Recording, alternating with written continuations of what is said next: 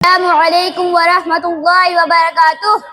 الحمد للہ رب العالمین والعاقبۃ للمتقین والصلاة والسلام علی نبینا محمد خاتم الانبیاء والمرسلین، اما بعد، قال اللہ تعالی: ما كان محمد ابا احد من رجالكم ولكن رسول الله وخاتم النبیین۔ صدق اللہ العظیم۔ صدر ذی وقار اور حاضرین جلسہ، اللہ تعالیٰ نے انسانوں کی ہدایت کے لیے بہت سے نبی اور رسول بھیجے۔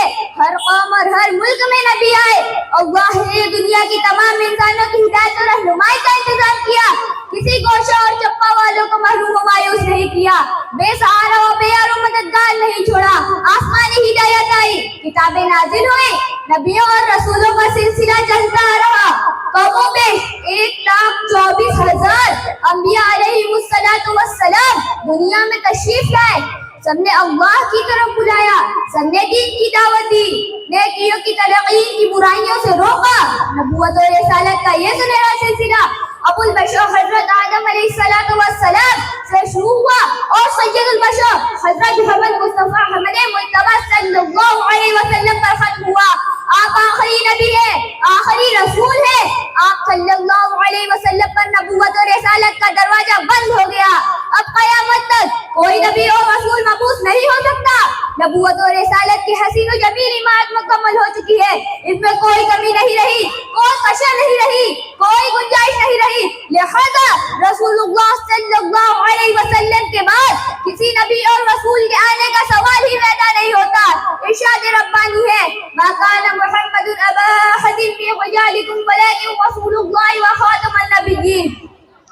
محمد صلی اللہ علیہ وسلم تمہارے مردوں میں سے کسی کے باپ نہیں ہے، لیکن اللہ کے رسول ہے اور سارے نبیوں کے خاتم ہے۔ رسول اللہ صلی اللہ علیہ وسلم نے ارشاد فرمایا کہ میری اور مجھ سے پہلے انبیاء کی مثال ایسی ہے جیسے ایک آدمی نے ایک عمارت بنائی اور بہت خوبصورت بنائی، اسے مکمل کر دیا، لیکن ایک کنارے ایک اینٹ کی جگہ چھوڑ دی۔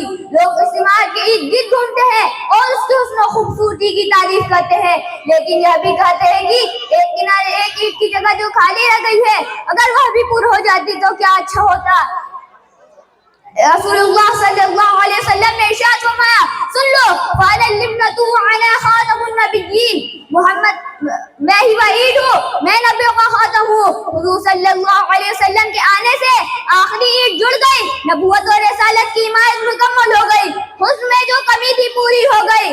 حضور صلی اللہ علیہ وسلم کا خاتم النبیین ہونا علم الہی بہت پہلے کا تھا، اتنا پہلے کہ حضرت آدم علیہ السلام کے پتلے میں ابھی روح بھی نہیں ڈالی گئی تھی، اسی وقت حضور کا نبی بننا طے ہو چکا تھا اور خاتم النبیین ہونا بھی۔ بزرگوں اور دوستوں، ہر نبی کی امت ہوتی ہے۔ حضرت آدم علیہ السلام پہلے نبی تھے، اس لیے ان کی امت پہلی امت ہوئی۔ رسول اللہ صلی اللہ علیہ وسلم آخری نبی ہے، اس لیے ان کی امت آخری امت ہوئی۔ خود حضور صلی اللہ علیہ وسلم فرماتے ہیں: انا آخر الانبیاء وانتم آخر الامم، میں آخری نبی ہوں، تم آخری امت ہو۔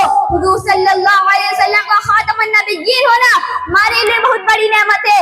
ہمیں کسی نبی کا انتظار نہیں، کسی نبی کی فکر نہیں، اطاعت و فرما برداری صرف حضور صلی اللہ علیہ وسلم کی کرنی ہے۔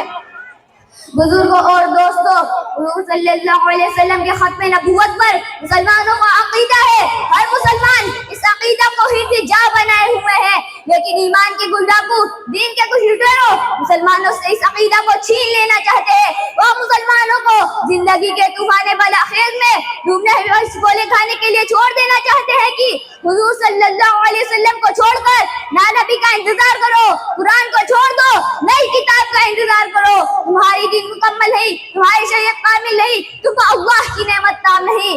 مگر مسلمانوں، دین کے لٹیروں مرزا غلام احمد قادیانی اور اس کی ذریت سے دھوکہ نہ کھانا، ان فریبیوں سے ہوشیار رہنا۔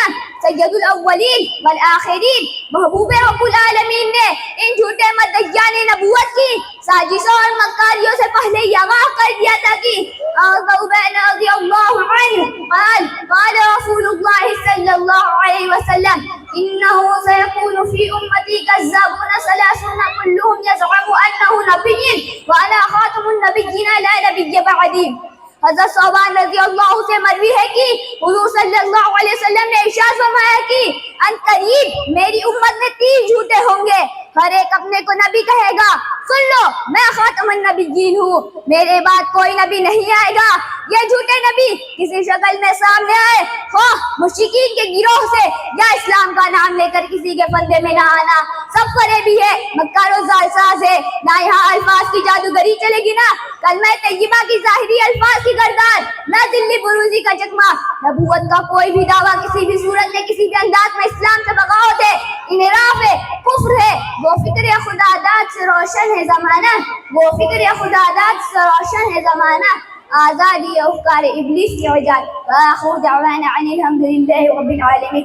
السلام علیکم ورحمۃ اللہ وبرکاتہ۔